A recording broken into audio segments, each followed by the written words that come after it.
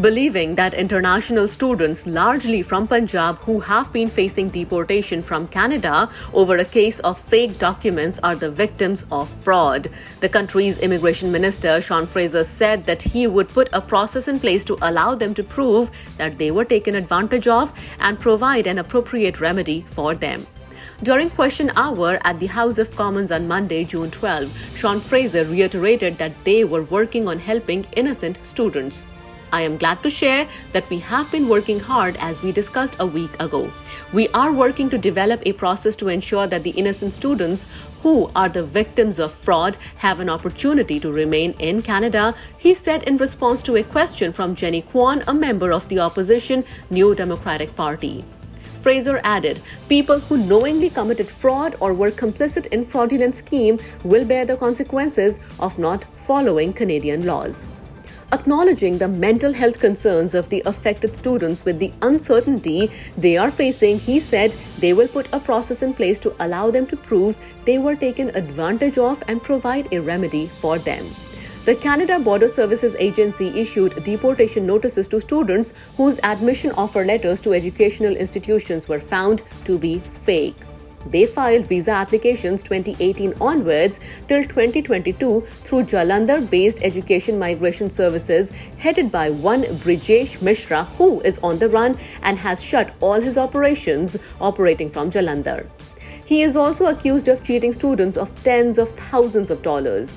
The students had come to Canada on a study visa, but the fraud came to light after they applied for permanent residency. Standing behind the students facing deportation, Kwan, an MP for Vancouver East, had earlier moved two motions at the Immigration Committee in support of the international students subjected to exploitation schemes.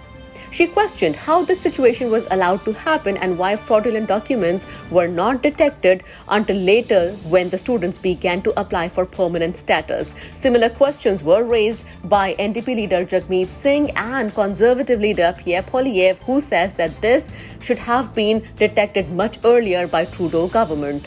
International students who's been defrauded by crooked consultants should not be punished with deportations and inadmissibility based on misrepresentation. They have invested everything they have for a better future. They work hard, they study hard, and under very difficult conditions. They are under enormous strain and their lives are in limbo. The Liberals can eliminate this uncertainty by allowing them to stay in Canada and build the life of their dreams. Will the minister do the right thing, the compassionate thing, and grant these international students a pathway to permanent residency? The Honourable Minister for Immigration. Mr. Speaker, I agree with much of my honourable colleague's question, and I'm glad to share that we've been working very hard, as we've discussed in a recent meeting just a little more than a week ago. We are working to develop a process to ensure that those innocent students who are the victims of fraud will have an opportunity to remain in Canada. However, to the extent that people committed fraud or were complicit in a fraudulent scheme, they will bear the consequences of choosing not to follow Canada's laws. I am hearing stories of students who are dealing with serious mental health concerns, with the uncertainty that they are struggling with. We will put a process in place to allow them to prove that they were taken advantage of and provide an appropriate remedy for them.